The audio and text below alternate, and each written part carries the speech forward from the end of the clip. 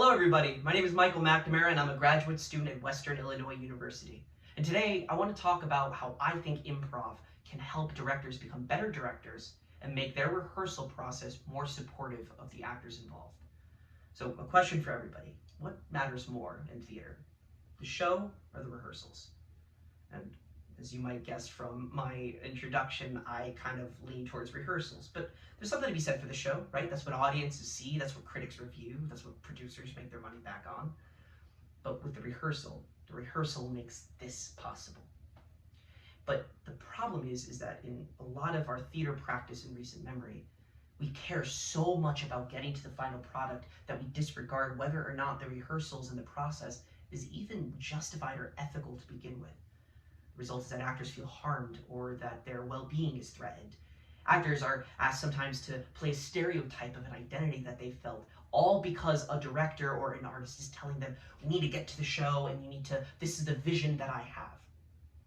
So on the one hand, you have directors that are being tyrannical about what they think, and on the other, you have directors that are feeling pressured and the weight of the responsibility to create an aesthetically pleasing and meaningful show.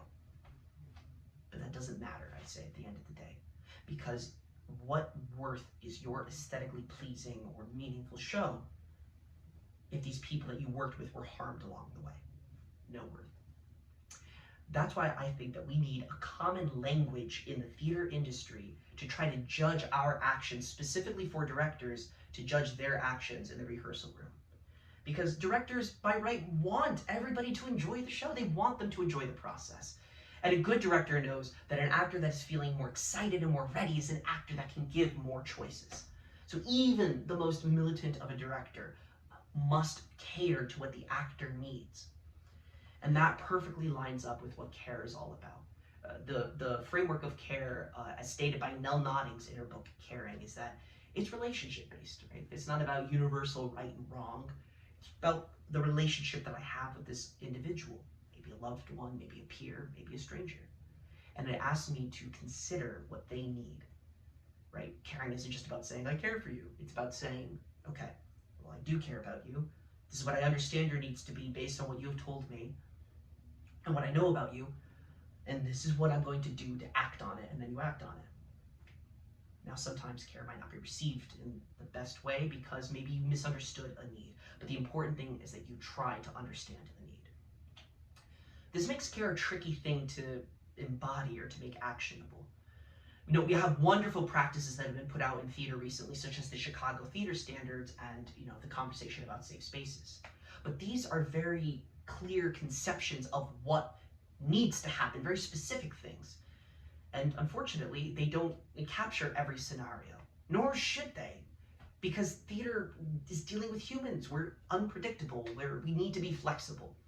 The beauty about care as a metric to weigh our actions is that it is also flexible. It says that you need to consider the specific needs of the situation, the context of the person you're working with. And improv is a similarly flexible tool to help us embody care. Improv allows us to get up on stage and to make something out of nothing, right? So I think that there are certain lessons that we can pull from improv to meet those actors' needs. What do those needs entail? Well, every show is going to be different, but I think some broad needs that need to happen include actors need to feel valued as fellow collaborators. They need to trust that if they offer an idea, it's going to be received well, so they're encouraged then to offer more. Actors and directors are both artists. They both have responsibilities. Rehearsals not to then come together and say that one is more right than the other, but that everybody needs to feel free to communicate about what their responsibilities are. Actors need to feel that they have some agency, right? One of the problems in theater historically is then that actors have set boundaries, or they have boundaries that somebody has crossed against their will, a physical or emotional boundary, and that's not okay.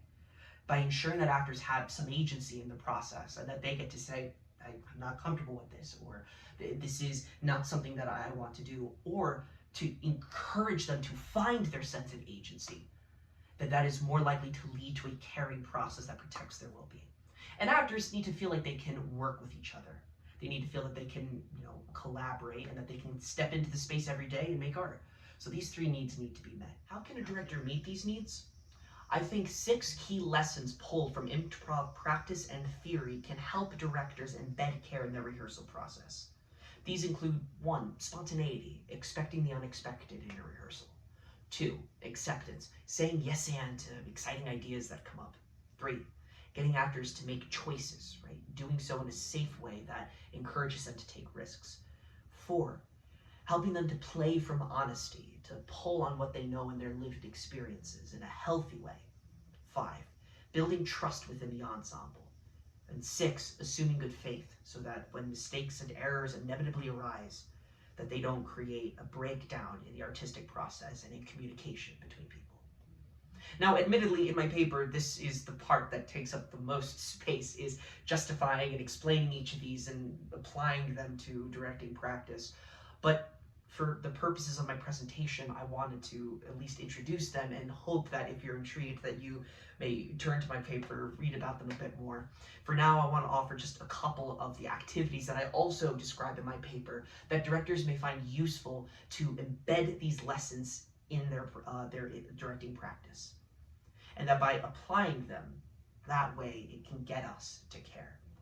These activities include things that might seem innocuous, like a word association circle. Having a warm-up time at the top of rehearsal can get actors to start working on important skills, like following their impulse. So in a word association circle where somebody next to you says a word and you have to quickly say the first thing that comes to mind, as we're probably familiar with, and going around like that can help develop the ability to trust impulses. It can also help build a sense of ensemble, knowing that I have to do my job so that the next person can do their job, which is key in scripted theater.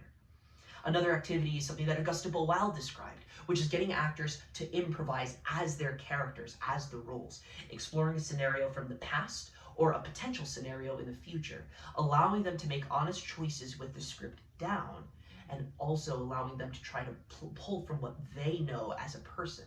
Because again, while they're improvising, that's all they have. And pulling from what they know as a person in a way that doesn't encourage or force them to have to bear open trauma. Directors can also have a check-in at the top of rehearsal. Not only is this perhaps not a strictly improvised activity, it is an unstructured moment, or a structured moment with allowing actors to follow their impulse and to be honest, that gives a director a moment to listen in and hear what's being said and to see maybe this person needs a little bit more support today.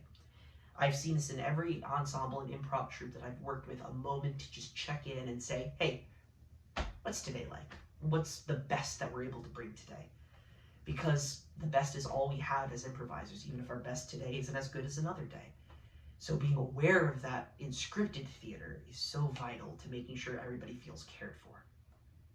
And these are just some activities that a director can turn to that can help them embed care in their rehearsal process. Of course, some of these ideas a director might like and others they might not. They might want to take some of these activities and not the others. This is not a one-size-fits-all solution. Both care and improv are unique and special in that they're flexible and they're supposed to work with the context of a given situation. So I encourage directors out there that if they don't like something, leave it behind. If it resonates with you, take it. And if you have something of your own to add to this list, then add it. But the most important thing is that you're starting from what your company at this time and place needs, not what you think they need based on your own view of the world, but that you're really honestly considering their lived experiences and their perspectives. In doing so, using this as a foundation to try to cover those gray spaces that are maddeningly complex, because humans are maddeningly complex. Just using this as a foundation can help get us to a place where theater is done with intention, with respect, and with care. And we're absolutely moving in that direction.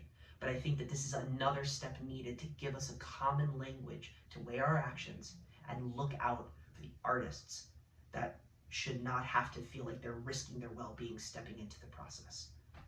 So thank you for your time, and thank you for being interested in creating ethical and aesthetically pleasing art.